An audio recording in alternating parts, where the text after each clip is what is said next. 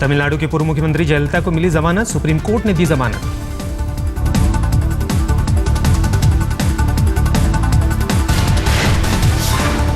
Supreme court ने trial court के सजा के फैसले पर लगाई रोक। आय से अधिक संपत्ति के केस में जया को मिली थी सजा।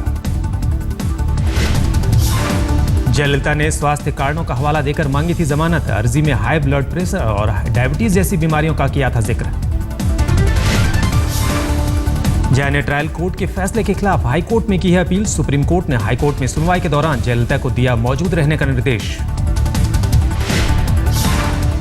27 सितंबर को जेल भेजी गई थी जयललिता।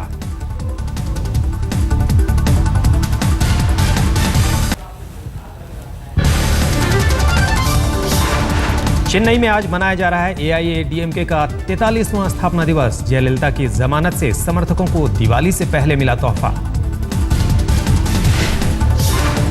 सुब्रमण्यम स्वामी ने आय से अधिक संपत्ति के मामले में 18 साल पहले दायर किया था मुकदमा।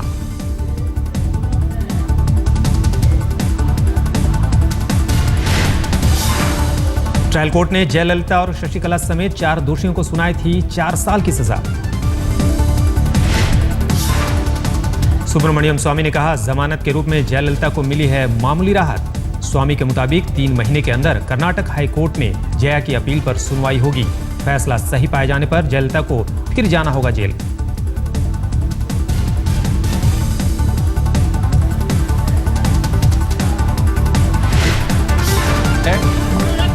कि कर्नाटका हाई कोर्ट ने अभी तक ये सेंटेंस को जो दंड मिली है इसको सस्पेंड करना है कि नहीं करना है, ये इस पर उन्होंने अभी तक बहस नहीं की।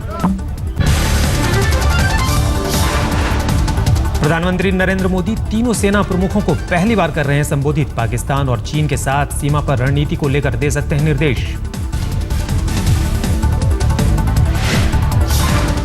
सेना प्रमुखों के संग डीआरडीओ दफ्तर में हो रही है अहम बैठक। चीफ ऑफ स्टाफ कमेटी के अध्यक्ष के नाते वायुसेना प्रमुख अरूप राहा पीएम को दे रहे हैं सुरक्षा से जुड़ी जानकारी।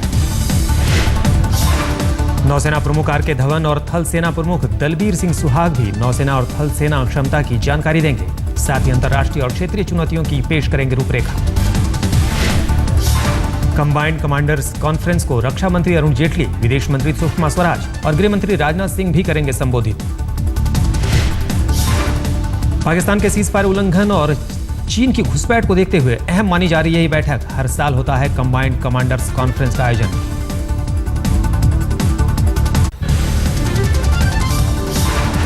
एनएसजी के डीजी जयंत चौधरी का बयान, भारत के कई शहरों को निशाना बना सकते हैं आतंकी। गोवा और बेंगलोर भी निशाने पर।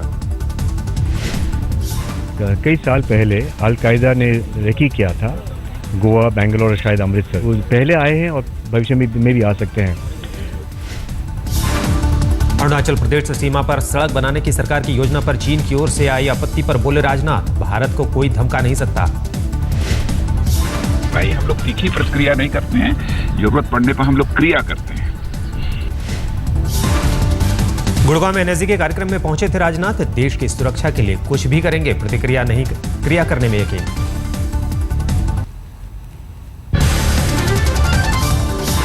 महाराष्ट्र चुनाव के रिजल्ट से पहले शिवसेना का बीजेपी पर रुख नरम। सामना में उद्धव ने लिखा, दिल टूटा है लेकिन अब और नहीं चाहिए विवाद और कड़वाहट। बीजेपी प्रवक्ता शाहनवाज हुसैन ने कहा, शिवसेना के लिए हमने अपने दरवाजे बंद नहीं किए, शिवसेना खुद हो गई अलग। आदर्श घोटाले पर विवादित बयान के लिए महाराष्ट्र के पूर्व मुख्यमंत्री ने मांगी माफी। अनौपचारिक बातचीत हुई रिकॉर्ड।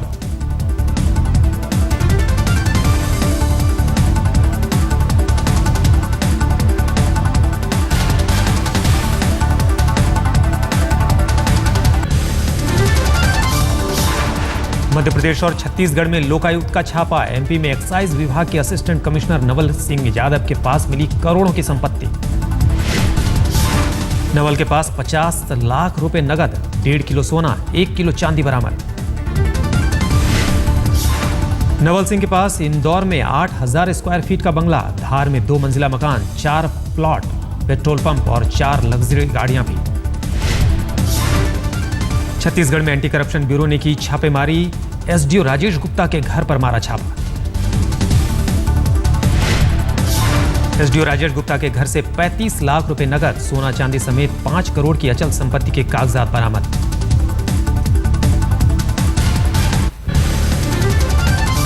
आदर्श घोटाले पर विवादित बयान के लिए महाराष्ट्र के पूर्व मुख्यमंत्री ने मांगी माफी, अनौपचारिक बातचीत हुई रिकॉर्ड। चौहान ने एक इंटरव्यू में कहा था कि अगर उन्होंने आदर्श घोटाले में विलासराव देशमुख, शिंदे और अशोक चौहान के खिलाफ कार्रवाई की होती तो खत्म हो जाता कांग्रेस का राज। बीजेपी प्रवक्ता शाहनवाज हुसैन ने कहा, शिवसेना के लिए हमने अपने दरवाजे बंद नहीं किए, शिवसेना खुद को ही अलग हो गई।